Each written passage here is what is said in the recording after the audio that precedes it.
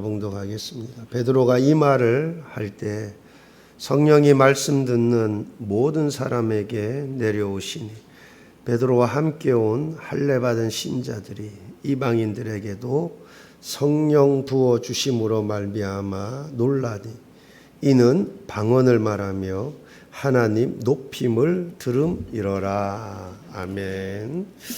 캐나다의 한 학자는 다음과 같은 시험을 하였습니다. 평화롭게 놀고 있는 쥐가 있는 곳에 고양이를 매일 아침마다 지나가게 했습니다.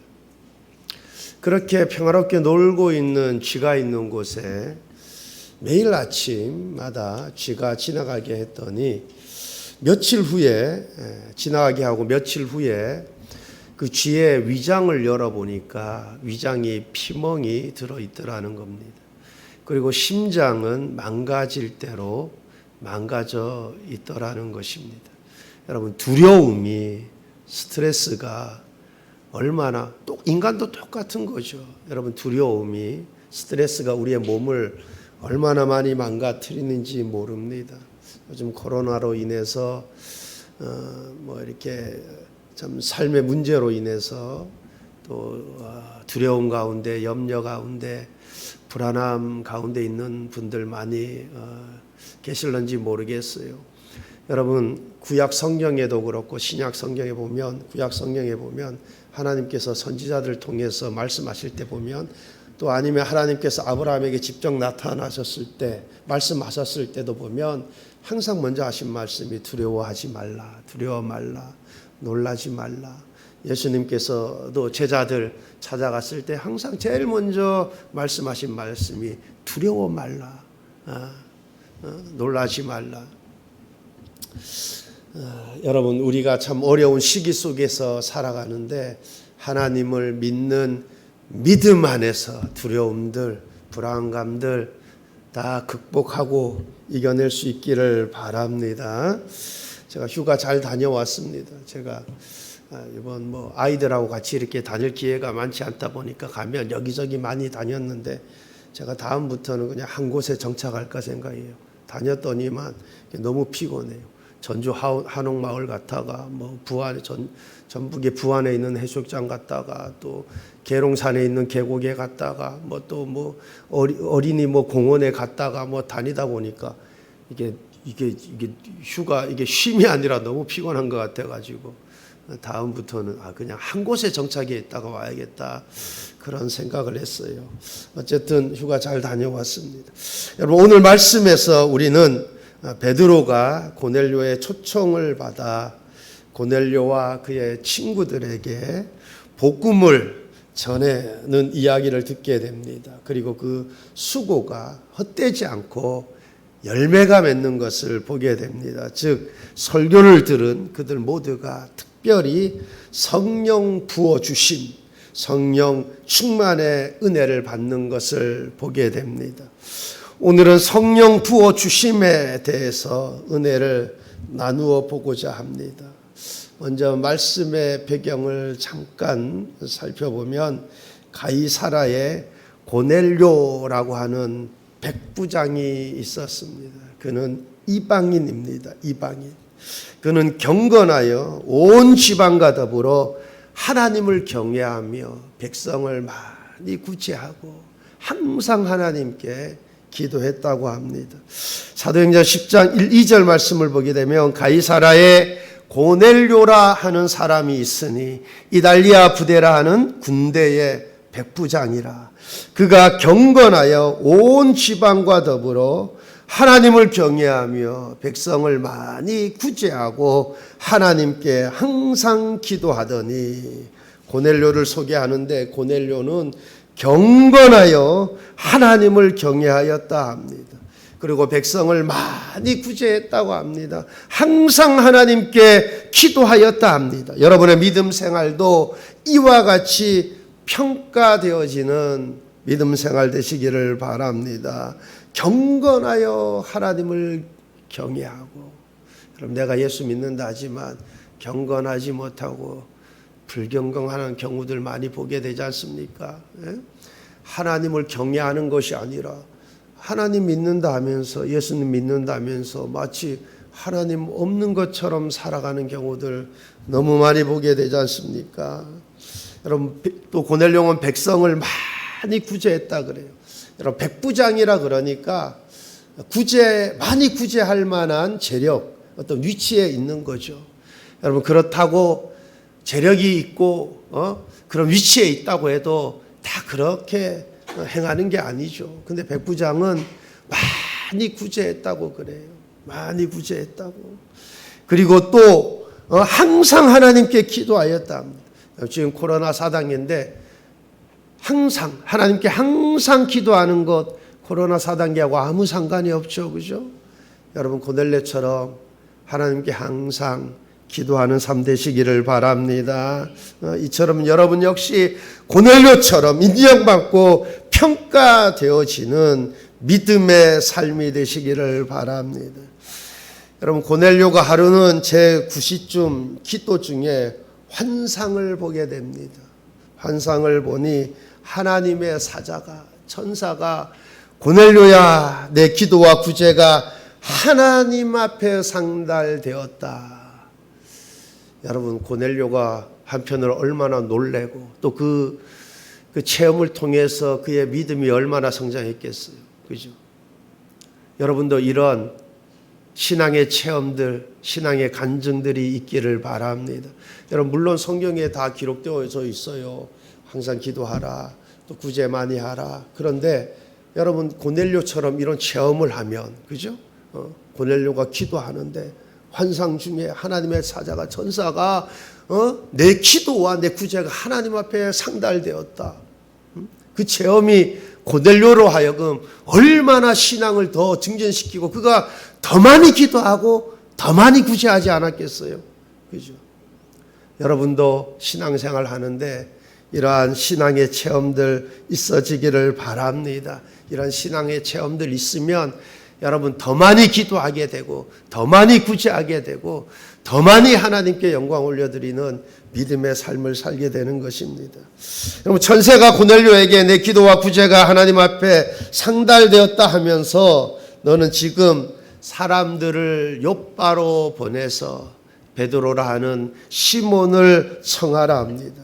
그래서 베드로를 청하고 고넬료는 친척과 가까운 친구들을 모아놓고 베드로를 기다렸습니다.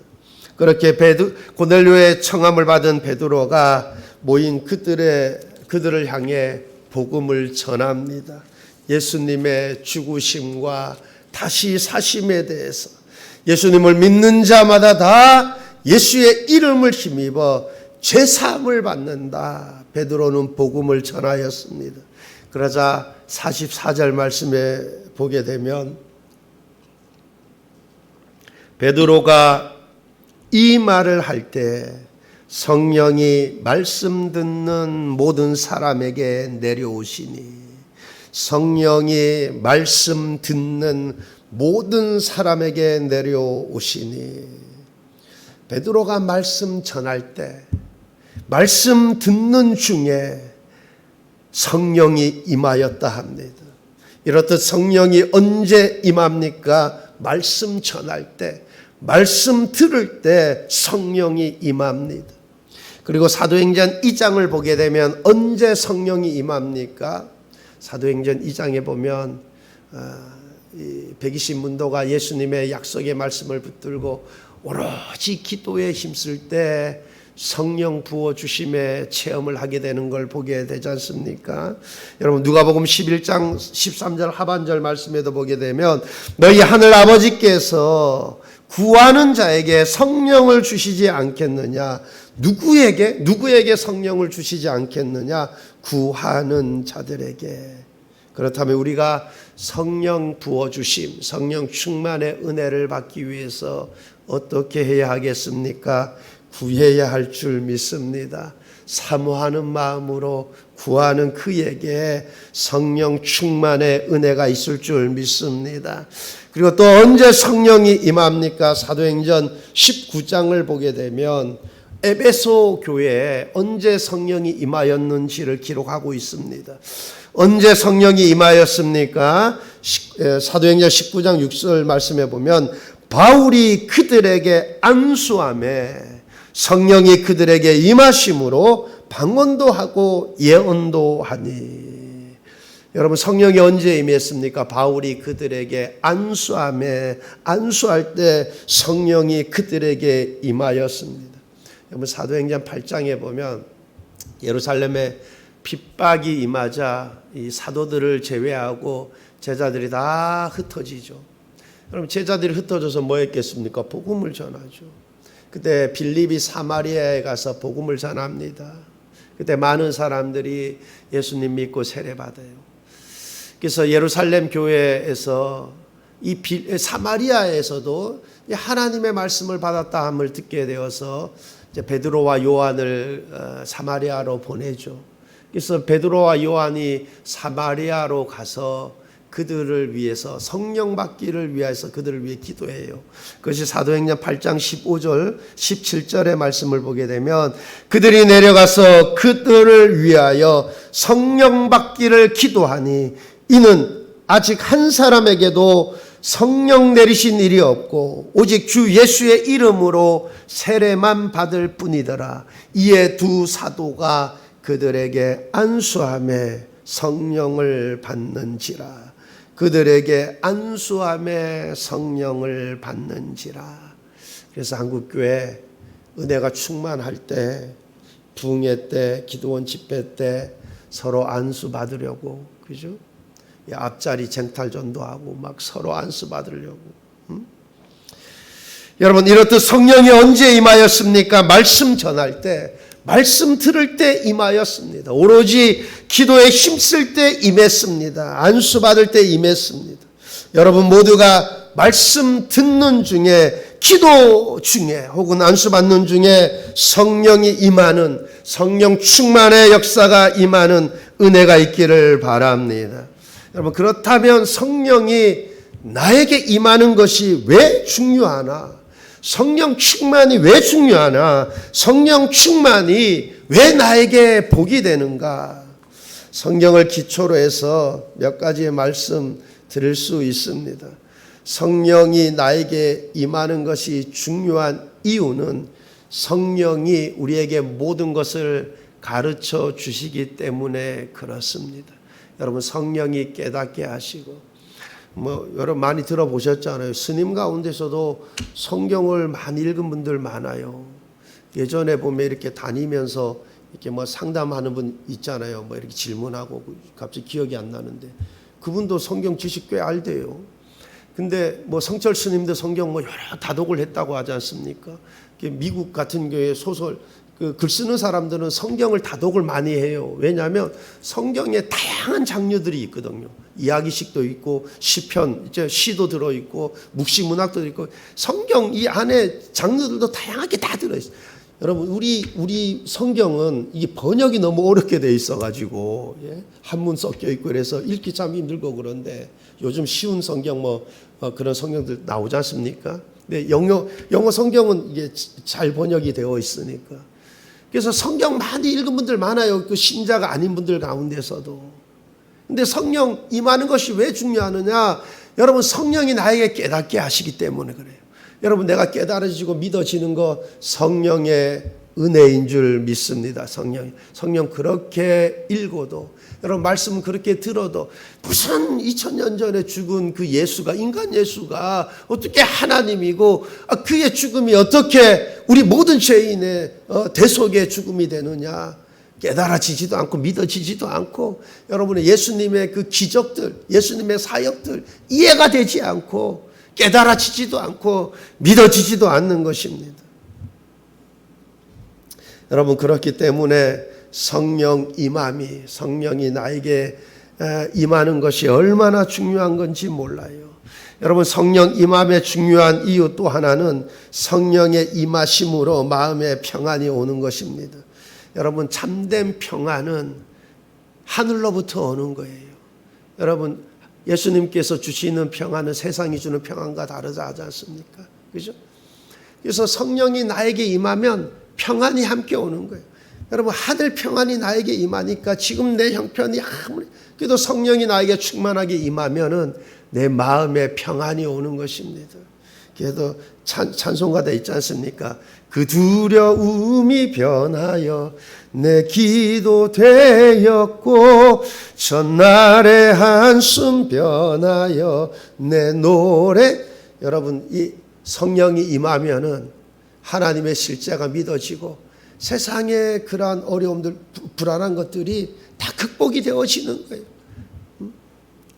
여러분, 우리가 잊지 말아야 할 것은 나에게 새 힘을 주시고 나에게 지혜를 주시고 또한 모든 시험들을 이겨내고 육신을 따르지 않게 하고 그것 모든 것 다 성령의 은혜인 줄 믿습니다. 그러므로 성령의 임하심, 성령 충만의 은혜가 얼마나 복인 줄 모릅니다.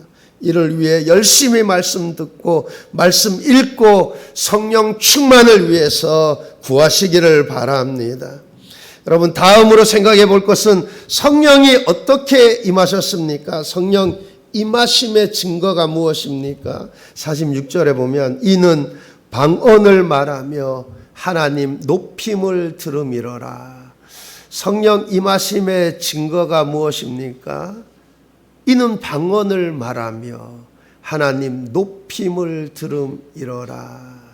성령이 그들에게 임하자 방언을 말하며 하나님을 높였다 합니다. 먼저 이는 방언을 말하며, 방언을 두 가지로 생각해 볼 수 있을 것 같아요. 여러분, 하나는 사람이 알아들을 수 있는 방언, 또 하나는 사람이 전혀 알아들을 수 없는 방언. 여러분, 사도행전 2장에 보면 성령이 그들 가운데 임할 때 성령이 말하게 하심을 따라 다른 언어로 말했다 했지 않습니까? 이 다른 언어는 사람이 알아들을 수 있는 언어입니다. 그래서 그때 갈대에서 온 사람도 있고 여기저기서 왔잖아요. 근데 그들이 뭐라면 저들이 쉽게 말해서 갈대에서 온 사람은 지금 저들은 갈대아어를 모르는 사람들인데 갈대아어로 기도를 하는 거예요. 방언을 하는 거예요. 그게 뭐예요? 갈대아어를 할 줄 아는 사람은 알아듣는 거죠. 여러분, 사도행전 2장의 그 방언은 성령의 말하게 하심을 따라 다른 언어로 말했다 그래요. 그러니까 누구는 지금 이 유대인들이 당시 아람어를 썼어요. 그 보통 아람어로 말을 하는데 아니 갑자기 성령이 임하더니 성령이 말하게 하심을 따라 누구는 갈대어로 말하고 누구는 또 다른 언어로 말하고, 그러니까 각 지방에서 어떻게 해요? 자기 지방 언어로 말을 하니까 알아듣는 거잖아요. 지금 사도행전 2장에 다른 언어로 말하게 성령이 말하게 하심을 따라 다른 언어로 말하겠대. 여기는 뭐예요? 사람이 알아들을 수 있는 언어로 말을 한 거예요. 그런데 사람이 알아들을 수 없는 방언이 있어요. 그게 고린도전서 14장. 고린도전서 14장에 보면 사도 바울이 방언과 예언에 대해서 말씀을 하고 있죠. 그 방언과 통변의 의사에 대해서 말씀하고 있는데 고린도전서 14장 2절 말씀 보면 이렇게 기록되어 있습니다. 방언을 말하는 자는 사람에게 하지 아니하고 하나님께 하나니 이는 알아듣는 자가 없고 영으로 비밀을 말함이라. 이는 알아듣는 자가 없고. 여기서 말하는 방언은 뭐예요? 이는 알아듣는 자가 없고. 만약에 사도행전 2장처럼 갈대아 언어로 그 방언을 하든가 다른 방언으로 알아듣는 사람이 있을 텐데, 그죠? 여러분, 지금 고린도전서 14장에서 사도 바울이 방언과 통변에 대해서 말하면서 이는 알아듣는 자가 없고 그래요. 이처럼 사람이 알아들을 수 없는 방언이 있습니다. 사도행전 2장은 각 지방에 다른 언어로 말을 한 거예요. 다른 나라 말로. 근데 고린도서 14장에 말하는 거는 뭐예요? 이는 알아듣는 사람이 없고, 그러니까 뭐예요? 알아들을 수 없는 언어를 하고 있는 거죠. 여러분, 지금 많은 목사님들 가운데 지금 대부분의 신학자들은 방언이 종결되었다고 하죠. 본인이 체험하면 절대로 그런 말을 할 수 없어요. 근데 제 생각에는 지금의 대부분의 방언은 이 사도 바울이 고린도전서 14장에서 말한 이 방언이 아닐까 생각이 들어요. 이는 알아듣는 자가 없고. 어쨌든 말씀 듣는 가운데 성령의 임하심에 따라서 그들이 어떻게요? 방언을 말하고 하나님을 높였다 그래요.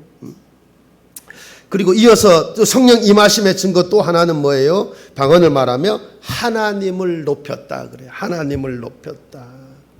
사도행전 14장 46절 말씀 보면 이는 방언을 말하며 하나님 높임을 들음이러라. 여러분 사도행전 누가 기록했어요? 누가가, 그죠? 누가복음 누가 기록했어요? 누가가. 사도행전도 누가가 기록하고 누가복음도 누가가 기록하고.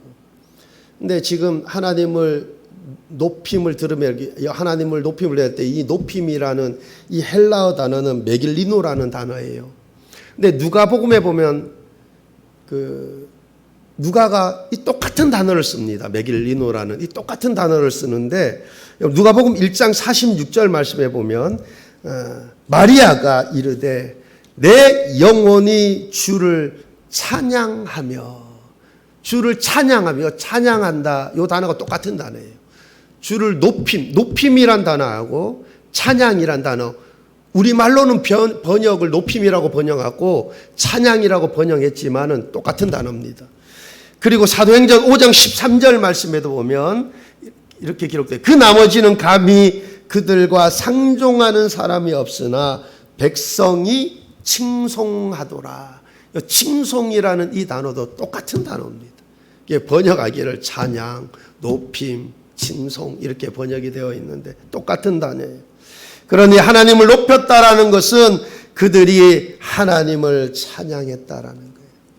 여러분 경험들 있잖아요. 여러분 성령이 임하면 성령이 나에게 충만하게 강하게 임하면 여러분 저절로 내 입술이 하나님을 높이게 되어 있어요.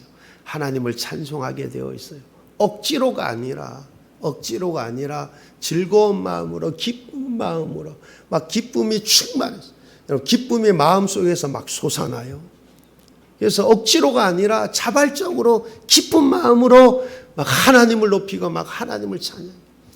여러분 한국교회 한참 붕일 때 보면 막 금요철야 말 그대로 철야하고 저 기도원에서 막 밤새도록 철야하고 여러분 그게 억지로가 아니라 성령이 임하시니까 성령 체험을 하니까 여러분 마음에 막 기쁨이 일어나서 막 하나님 똑같은 찬양을 반복해서 부르고 또 반복해서 불러도 이게 하나도 안 지겨운 것은 여러분 성령이 나에게 임하심으로 인해서 자발적으로 내가 하나님을 찬송하고 하나님을 높이게 되는 것이죠. 여러분 그리고 성령이 임하면 생각이 바뀝니다. 인생의 목표와 목적도 바뀝니다. 성령이 임하면 땅의 것이 중요한 것이 아니라 하늘의 것이 중요하구나. 현세보다 영원히 중요하구나. 이것을 자동적으로 깨닫게 되고 그렇게 깨닫게 되니까 이제 내 자신을 위하여 살지 않고 나에게 생명 주신 주님을 위해 살아야겠구나. 자기 자랑하지 않고 하나님 높이며 하나님 자랑하며 삽니다. 성령 받기 전에는 세상의 온갖 낙을 좋아하며 세상 출세를 소망하며 떵떵거리며 살고 싶어 합니다.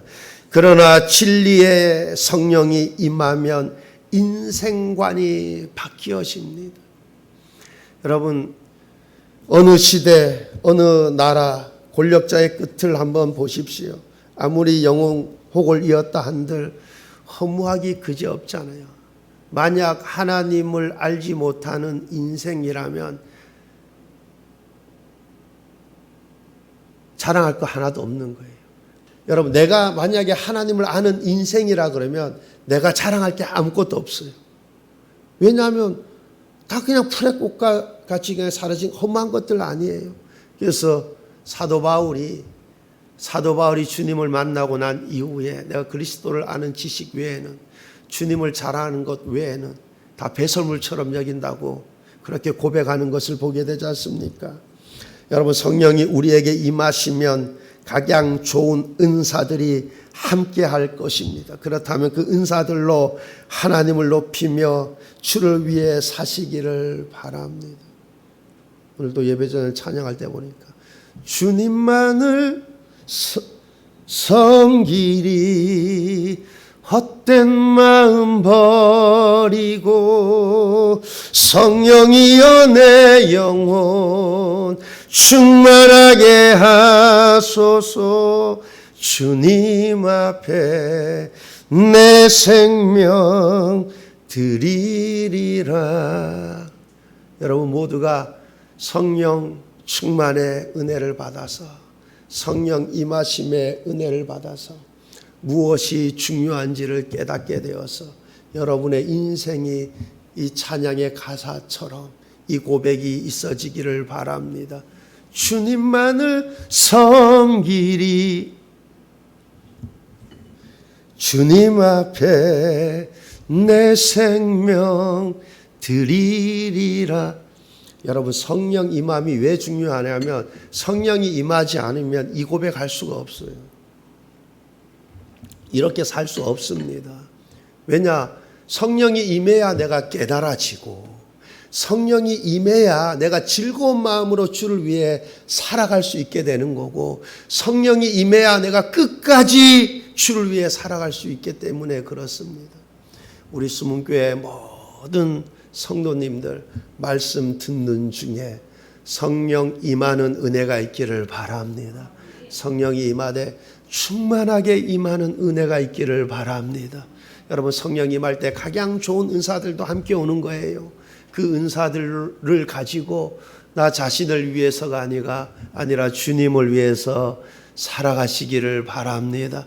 땅에 소망 두지 마시고 하늘에 소망을 두고 내 자랑이 아니라 주님 자랑하며 하나님 높이며 하나님 안에서 즐거워하고 하나님 안에서 참된 평안을 누리며 살아가는 우리 수문교회 성도들 다 되시길 우리 주님의 이름으로 축원합니다. 기도하시겠습니다.